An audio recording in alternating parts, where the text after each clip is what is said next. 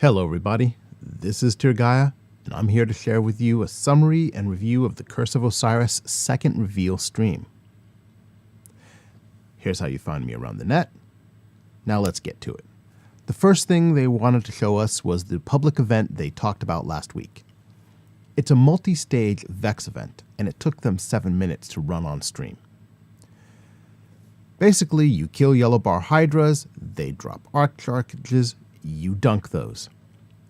That eventually opens up the heroic version. There's a boss, a Vex Gatelord, with the invincible shield you may have seen on the Nessus adventure Unbreakable. You kill more hydras, which drop more arc charges, dunk those, and you'll lower the shield. DPS the boss, repeat if necessary, and done. If you wanted to compare it to something that's currently in Destiny 2, this event is like a combination of the Fallen Walker event and the Fallen Glimmer Drill event when played on the Cistern on Nessus. On the Cistern, you have to move around a huge area. Honestly, it looks like a lot of fun, but definitely bring a fire team. Next, they went more in depth on the Forge. Basically, you go to Brother Vance and pick up a lost prophecy. The prophecy will go into your inventory.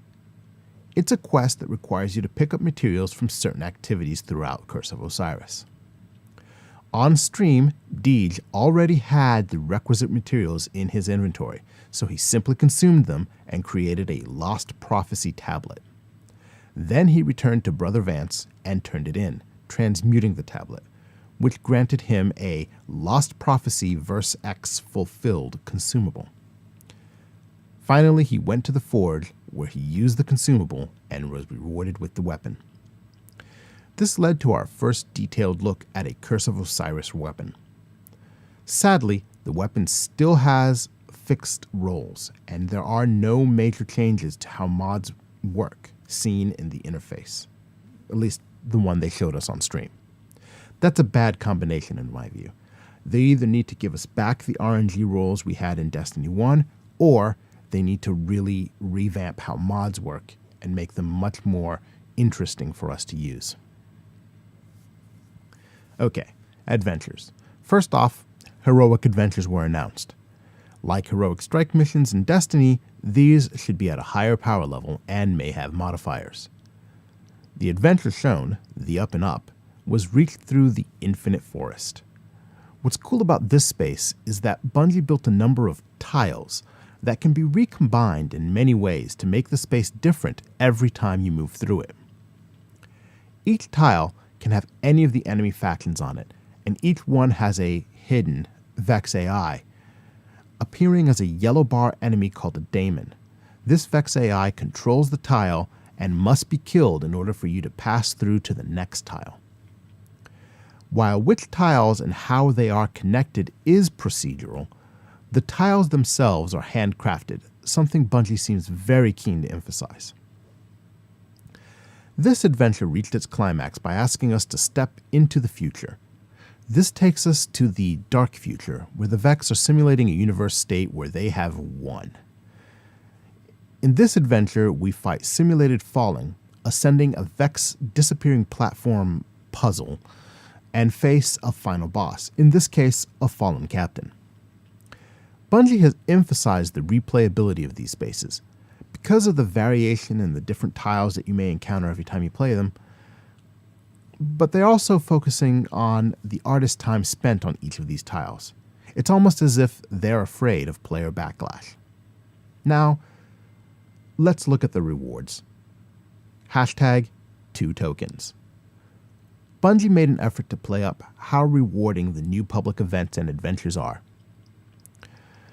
As you just saw in the conclusion of the adventure and in the heroic public event, all we got was 2 tokens. Then they laughed. This has led to much discussion on the internet. In fairness to Bungie, they may have tuned this pre-release build of Destiny to deliver fewer rewards. After all, you know how secretive they are sometimes. Still, in a game where players are complaining about how they are being rewarded, this seems like a comical slap in the face. And that sort of sums up how I feel about things in this reveal stream. Bungie showed us some really cool stuff, but they failed to show us any way in which they have responded to player criticism. I am still going to play the heck out of Curse of Osiris, but I'm a bit of a fanboy. Some of you may well get bored after a few weeks with this, maybe less, possibly putting it down before the new year. Maybe Bungie is okay with that. I wouldn't be. That's it for this video. As always, I hope this helped some of you. Here is how to find me around the net, on Twitch, on Twitter, and right here on YouTube. As always, thanks for watching. You are the reason I make videos. See you, Starside Guardians.